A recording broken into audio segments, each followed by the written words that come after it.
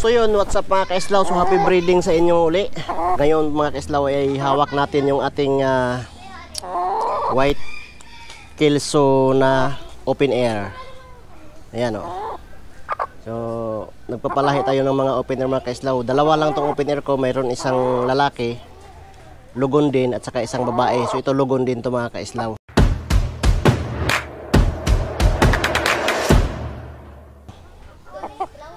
Hindi natin pinapalahian muna sa ngayon dahil lugon siya. So mga January, February siguro mga kaislaw ay atin itong papalahi. Ayan o. Open air. Maliit lang tingnan mga kaislaw pero solid yung katawan nito. Papalahi ko to doon sa aking 3 times winner na yellow-legged hats. So doon ko to ipapalahi. Sa ngayon, ano na muna, pataba lang muna siya. Yan. Ang ganda ng katawan. Kaso nga lang, isang mata malabo.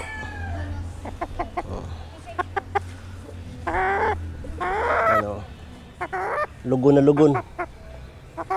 Lugon mga kaislaw. So ito yung natira natin na na open air na inahin. Papadamihin ko ito. So i-cross ko siya ng i-cross doon sa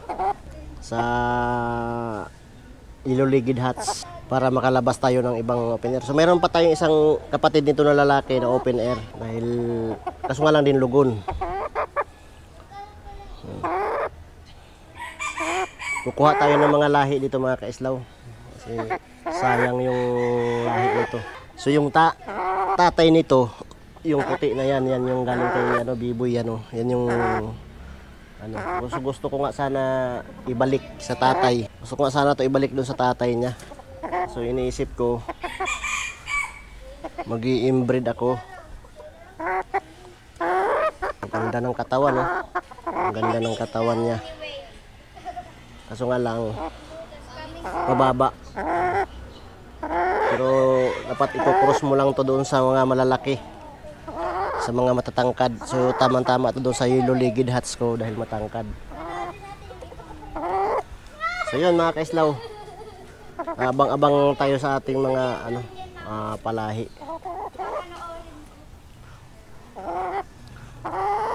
Balik natin yan.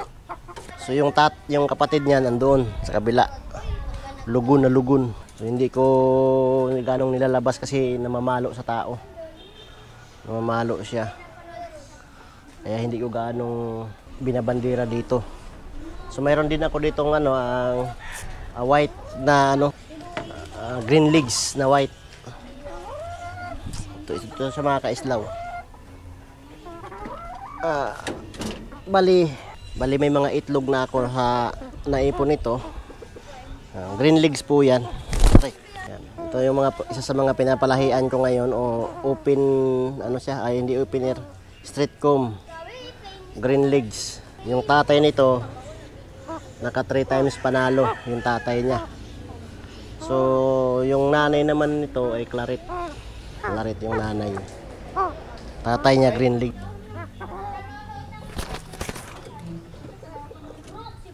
Ayun mga kaislaw, yun yung isa sa mga inahin natin dito. Claret, cross sa claret at saka sa green legs na white. Dalawa yan. Kaso nga lang yung isa payat andun, hindi na asikaso. So yun mga kaislaw, so happy breeding uli sa inyo. Yung pinakamatanda ko palang white kelso dito na babae, ito. Ayan yan siya. Nag-iba na yung kulay. Yan na yung mga daliri. So, ito yung kapartner niyan, pares yan na binili. Ito, pangit lang tingnan yan pero ugly but deadly yung inahin na yan. May tahid. Yung mga kaislaw yung mga inahin ko dito. So yung mga kaislaw. So ito pa inahin natin. Kinukuhaan natin ng itlog to. Mga lahi na ng white kelso yan. Ito mga lahi na nito niya. Kaso nga lang sa iba na natin yung yun mga kaislaw pala yung aking bantam. Bumaba na yung bantam ko. So yung bantam na to bumaba na siya. Pero pinapalimlim namin yan doon sa yan oh. Yan. Ilang pirasong itlog, 2, 4, 6, 8, 9. May na itlog mga kaislaw.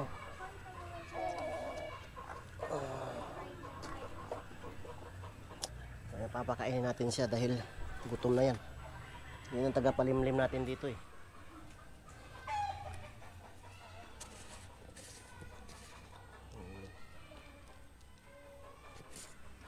Papakainin natin to kasi ito yung naglilimlim sa atin dito. Nagpo-produce ng ano. Yan. So yan oh, siyam na itlog yung nililimliman yan. Bantam lang po yan mga kaislaw. Bantam natin yan. Pero ang iniitlog, ang nililimliman yan yung mga ano natin dito. Siyam na itlog. Sana mapisa. So ganyan lang yung technique ko dito. Aray. Yan lang yung technique natin dyan mga kaislaw. Mag-alaga ng bantam. List lang sa ano kuryente. Kasi magamit tayo ng incubator para diyan pagpapasisiw. Malakas sa incubator. Papakainin natin siya. Pinakain mo yan, babalik na siya sa pugad niya. So yung pugad niya may siyam na itlog siyang nililimliman.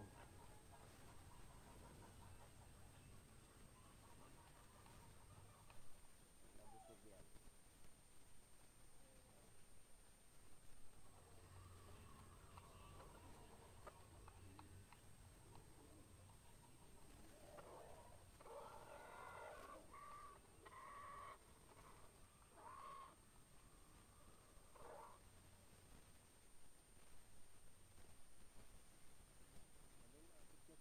Simple lang.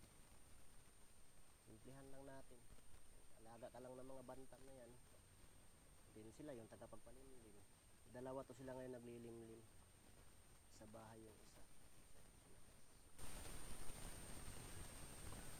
Ayan. Tutuka lang sa dyan. Ayan ang diskarte natin. Basic na diskarte mga kaislaw. Mag-alaga ng bantam. Tagapagpalimlim. Ito naman kasi naglilimlim din yan eh, yung bulik na yan. Kaso hindi pa siya umupo doon eh. Meron dyan mga plastic na itlog. Pag umupo na siya dyan, naglilimlim na siya. Eh ngayon hindi pa. Dagdagan natin ng mga ano.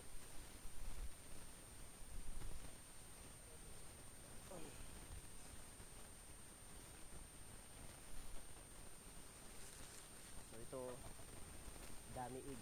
So bili ka na lang ganito mga kaislaw, dami ig. Pampalin lang sa kanila. Lalagay mo lang siya dito. Pag inupuan na to, pag inupuan na nila yan, ibig sabihin, maglilimlim